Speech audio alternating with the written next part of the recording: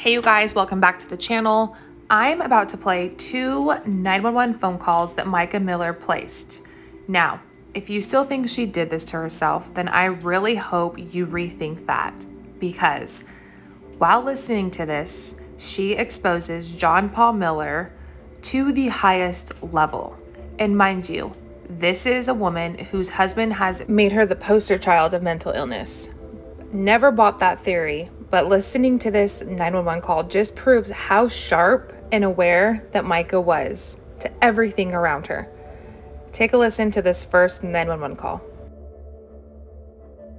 Okay, dispatch, Diana. Hi, Diana. I'm needing somebody to go to my house, the house that I currently reside in. Me and my husband are separated, and since I was admitted to the hospital, I have been told that he's taken possession of my phone, laptop, and car, which are all in my name. How do I get a deputy out there to get those items surrendered over to be temporarily held until I get out of the hospital? You want an officer to go to your home and temporarily hold your items? My personal property, yeah, it's got very, very, very sensitive information of me on those items that I don't trust are not being used for against me, I guess you would say. 198 County 10-4.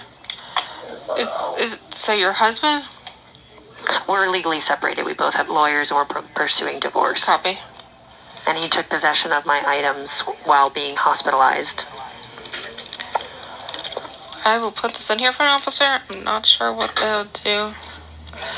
And it's my phone, my 69. laptop, and my car. And my phone and laptop have naked pictures of me on them. Okay, what is your address? Copy. I also have a police radio, so bear with me. I'm trying to do more than one thing at a time. Alright, what's your home address? Coldwater Circle, Myrtle Beach, South Carolina, 29588. Coldwater Circle. Alright, and what is your name?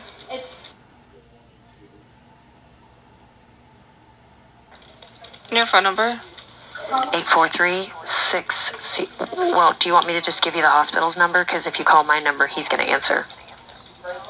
Yeah, just the number we can contact you with.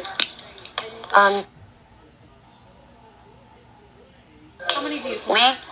Can I get a number to this place so if they call me back?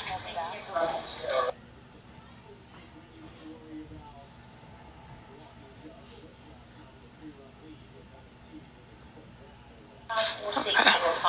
And do they need to ask for a certain room number?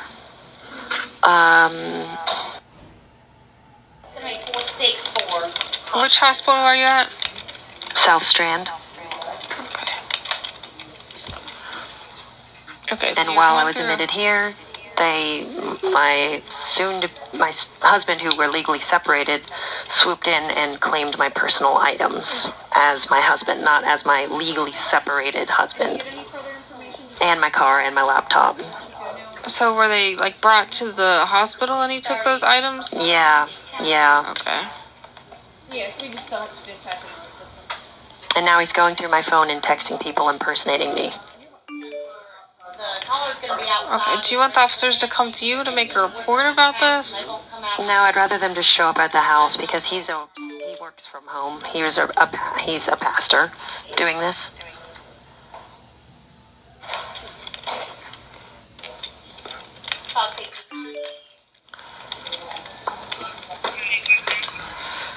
Five, 10? And also that alarm, they did cancel.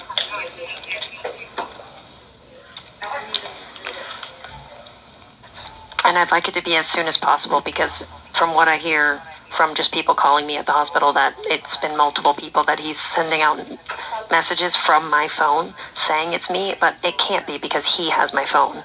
Okay, so you're going to be en route to 6:30? Come on. Okay.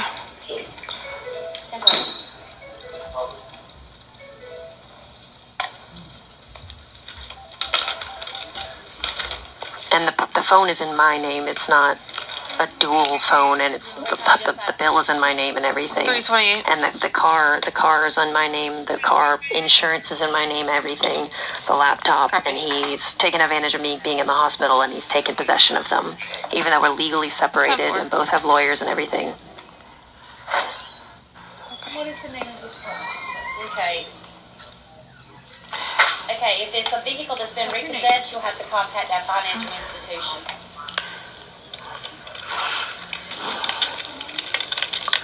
Yes, ma'am. Right, but in order to find out... And you want the officers to hold on to your belongings or take them to the hospital? They can actually be put in a holding locker or something at the police department that only I can get them out, if that's okay.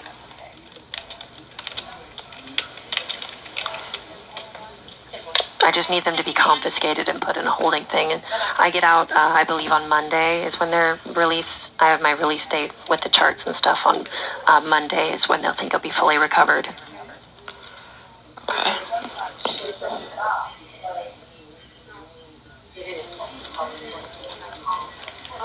Is he at home right now, do you know? He probably will be, yeah. What's his name? John Paul Miller. And if you can not get Officer Wilson to do this because they are friends, he's a parishioner at our church, so I think it would be a conflict of interest. Wilson? Yeah. It would be a big conflict of interest because he is a church elder. Brian? No, he won't. Okay, good. It would just be a really big conflict of interest, and I'd hate to put him in the middle of it anyway. Description? Is he black, white, Hispanic? He's white, male. How old is he? 44.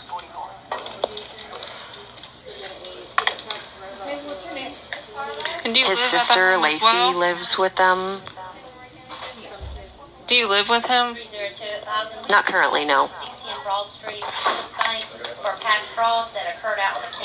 Alright, we'll get an officer dispatched as soon as possible. Just call us back if anything changes or if you have any further information. Okay, thank you so much. You're welcome. Bye. What a stand-up pastor. Straight from Mica's mouth, impersonating her just hours after she's admitted to the hospital. Notice how Mica is urgent to get her possessions out of JP's hands. She had so much information on him and her own personal info, she was fearful he would get his hands on it. This next call is crucial, okay? This call must have came after that previous 911 call, and she exposes this monster for what he is. Hi, I have somebody who I believe to be in a manic state and is a direct danger to the people in his household and himself and others. I need an immediate pickup, not the 72-hour pickup that a spouse can initiate. I need this to be a little quicker because he is a flight risk. There's been domestic violence. He put his hands on me. And I need an immediate pickup, not a 72-hour where he can flee the county. Okay, what's the address? Where I think he should be. Water, which is one word, cold water, circle, Myrtle Beach, South Carolina, 29588.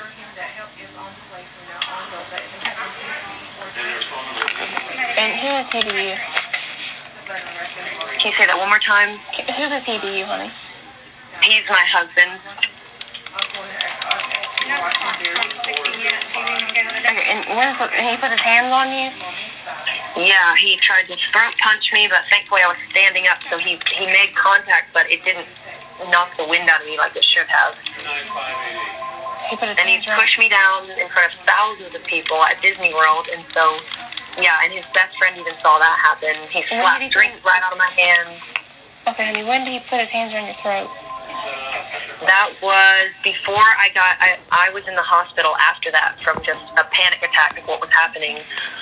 That was about a week ago, but I just got out of the hospital a couple days ago, and when I got out, he was impersonating my identity with the phone that he had in his hands. I didn't even have my phone or anything, and he's texting everybody. He hacked my social media, and he's got guns in the home and a baby staying there right now. Or at 6 o'clock tonight, his sister who lives with him is going to pick up her baby because she got her baby taken away from her because she's a danger, apparently at risk of being a danger to her baby because she's postpartum. So by 6 o'clock tonight, when they pick him up in Conway, that baby's going to be at that house where he's used guns as intimidation in the past, where he's put his hands on me, and he's on an antipsychotic medicine that he's misusing. And I even got off the phone with pharmacy. He didn't pick up his latest prescription, which he should have on January 3rd.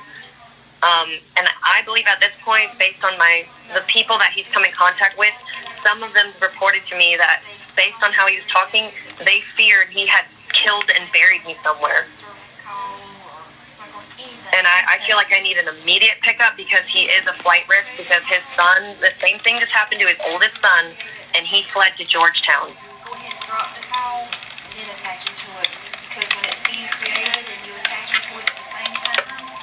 Okay. What's your first and last name?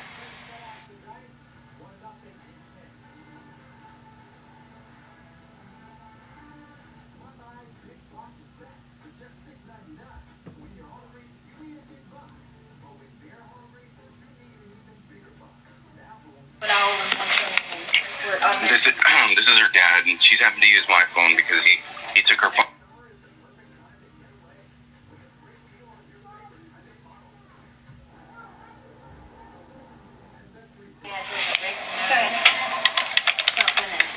He has possession of her car, her purse, all her valuables. Guns that were bought in my name that I fear he's going to use and then say it was in my name. He's got my CWP license, he's got my public notary license, and my seal and my stamp, which he's been trying to force me to sign a post-nup for the last year and a half, and I fear that he's going to use my seal to impersonate my signature like he's been impersonating my identity for the past 3 days. He signed that post-nup saying that I get nothing if we divorce. And that's not even my biggest concern. It's the identity theft. I don't care about not getting anything from the divorce. I really don't care. But that was given to me by the Secretary of State, trusting me to keep it safe. And then when I got in the hospital, they gave all my belongings to my husband, and we're here now. Are you at that house? Are you at Coldwater? No, we've parked in a open parking lot in Market Common by the soccer field.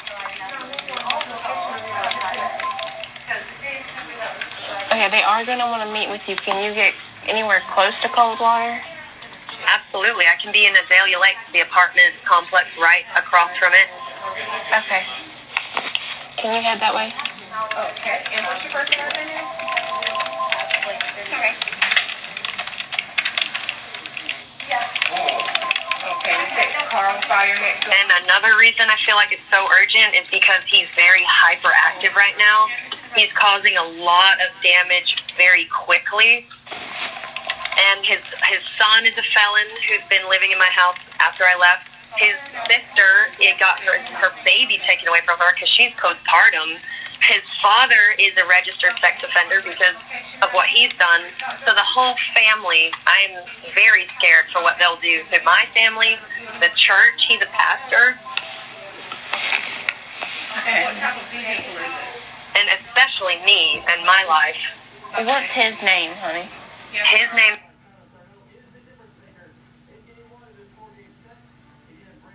What's his date of birth? Is the fire threatening you?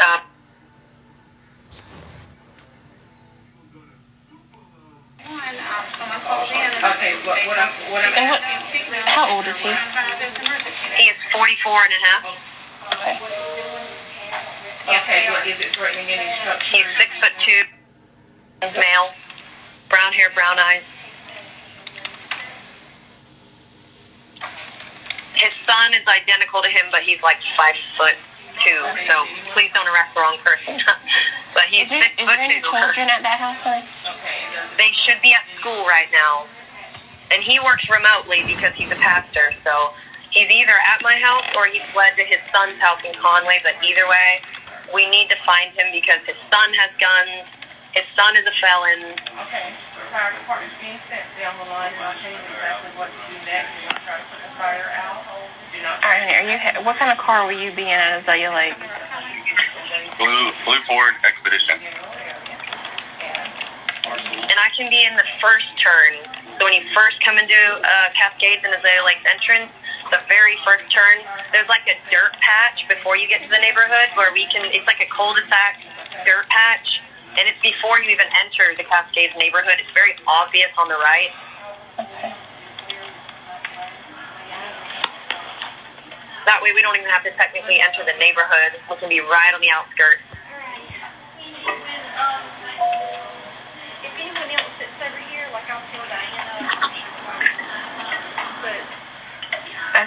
And he's 246 Coldwater Circle, correct? Yes, ma'am.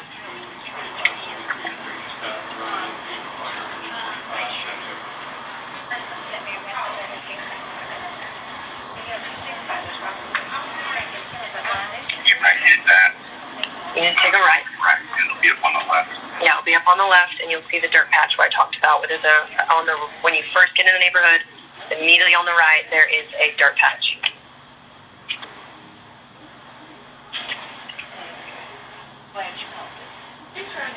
And his son, who's a felon, was following me around town in his coastal painting, his business he owns.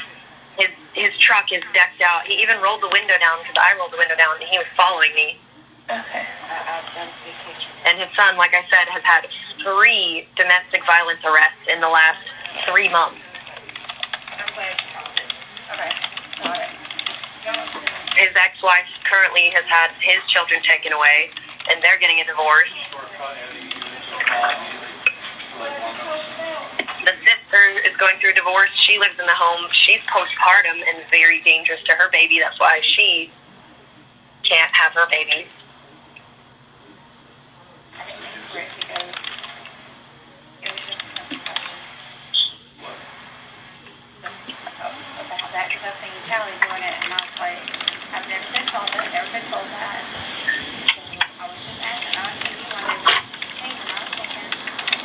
Okay, I have that call in and officer be dispatched as soon as possible, okay?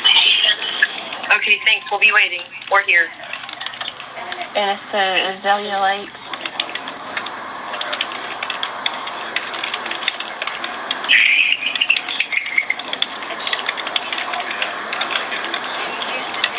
Okay, alrighty. You'll be there as soon as possible. If anything changes, just call us back, okay?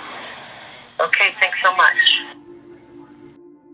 JP has his own medication. He has his own mental health problems.